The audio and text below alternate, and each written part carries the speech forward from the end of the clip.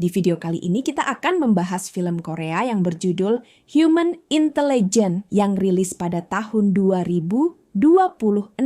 Apa yang terjadi selanjutnya dan seperti apakah alur ceritanya? Inilah Humint.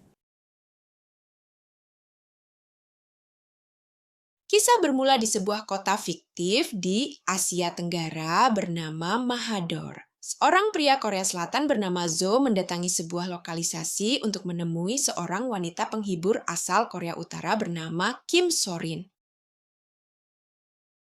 Namun, adegan yang kita duga tidak terjadi karena Zo memiliki maksud lain. Ia adalah seorang agen intelijen Korea Selatan, sementara Sorin adalah informannya. Saat itu, Zo menyiarkan langsung kesaksian Sorin kepada atasannya, Jung, dan asisten manajer, Lim. Sorin mengisahkan bahwa ia awalnya bekerja di sebuah restoran di kawasan Vladivostok, Rusia, untuk menjadi pejuang devisa bagi negaranya. Namun, ia tiba-tiba dideportasi oleh pihak konsulat. Naas, bukannya dipulangkan ke Korea Utara, Sorin justru dijual dan dipaksa menjadi wanita penghibur di berbagai negara hingga terdampar di Mahador. Jung memerintahkan Zo untuk menggali informasi lebih dalam mengenai peredaran narkotika dari cerita Sorin. Namun, Zo meyakini bahwa Sorin adalah korban dari sindikat perdagangan manusia yang lebih besar. Di sisi lain, Sorin yang sudah putus asa bersikeras ingin pulang malam itu juga.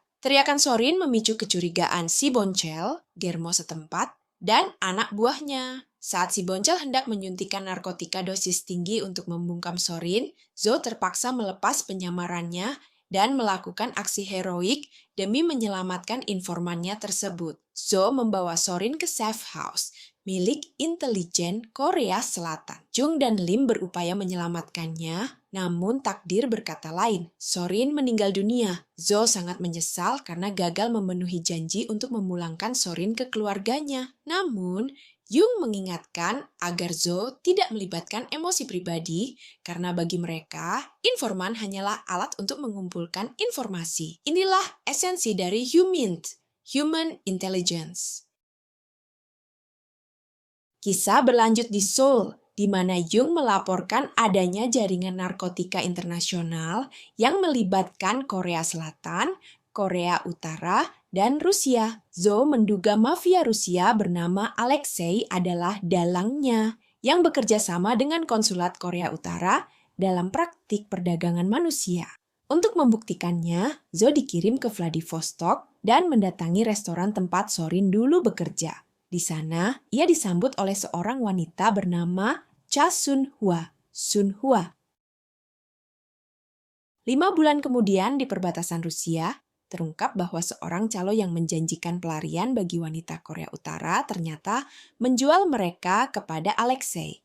Namun, muncul pihak ketiga. Park Gan, seorang petugas keamanan negara MSS Korea Utara yang datang untuk menyelidiki keterlibatan konsulatnya sendiri dalam skandal tersebut. Park Gan menangkap si calo. Konsulat Korea Utara yang dipimpin oleh Hwang Chi-sung terbukti menjadi dalang utama peredaran narkoba dan perdagangan manusia ini. Namun tak lama kemudian, si calo ditemukan tewas, diduga dibunuh oleh anak buah konsulat bernama Gemte untuk menghilangkan jejak. Konsulat kemudian menjamu Park Gan di restoran Arirang, tempat Sun-hwa bekerja sebagai primadona. Terungkap bahwa Park Gan dan Sun-hwa adalah mantan kekasih yang terpisah karena tugas negara. Secara rahasia, Zo berhasil merekrut Sun-hwa menjadi informannya dengan iming-iming pengobatan kanker bagi ibu Sun-hwa di Korea Selatan. Sun-hwa membeberkan bahwa para pelayan restoran dipaksa mengedarkan narkoba.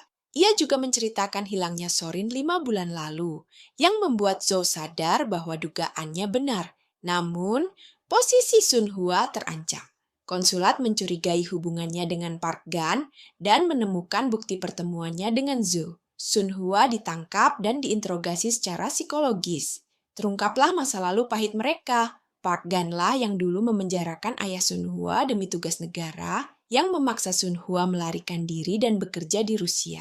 Konsulat yang licik memutuskan untuk menjual Sun-hwa kepada Alexei. Di saat yang sama, ia menjebak Park Gan agar terlihat seperti pembelot. Park Gan yang menyadari hal ini segera menuju markas Alexei untuk menyelamatkan Sun Hua. Di sana, ia bertemu dengan Zo yang sudah lebih dulu melakukan serangan tunggal ke markas mafia tersebut. Meskipun berasal dari dua negara yang bermusuhan, Zo dan Park Gan memutuskan untuk bekerja sama demi tujuan yang sama, menyelamatkan Sun Hua dan menghancurkan Alexei. Mereka bertempur habis-habisan melawan pasukan mafia. Dalam duel maut melawan Alexei yang tangguh, Zo akhirnya berhasil menembak kepala sang bos mafia di saat Park Gan nyaris terbunuh. Saat mereka mencoba membawa Sun Hua dan para korban lainnya keluar, konsulat Huang dan pasukannya sudah mengepung mereka. Konsulat dengan kejam mulai menembaki para wanita tersebut. Dalam situasi kritis, Lim datang memberikan bantuan. Untuk mengakhiri segalanya, Park Gan memilih mengorbankan dirinya. Ia berjalan ke arah pasukan konsulat sebagai pengalih perhatian, membiarkan dirinya tertembak demi memberi celah bagi Zo dan Sun Hua untuk meloloskan diri. Park Gan akhirnya tewas di pelukan Sun Hua setelah membisikkan pesan terakhir kepada Zo. Setelah misi berakhir, Zo mendapat tekanan dari petinggi intelijen, namun ia dibela oleh rekan-rekannya. Sayangnya, Ibu Sun Hua meninggal dalam perjalanan menuju Korea Selatan. Sun Hua akhirnya memutuskan untuk memulai hidup baru di Jepang atas bantuan rahasia yang diatur melalui permintaan terakhir Park Gan. Saat Lim bertanya apa yang dibisikkan Park Gan sebelum tewas, Zo hanya terdiam, merahasiakan bahwa pria itu hanya ingin memastikan wanita yang dicintainya bisa hidup bebas di tempat yang aman.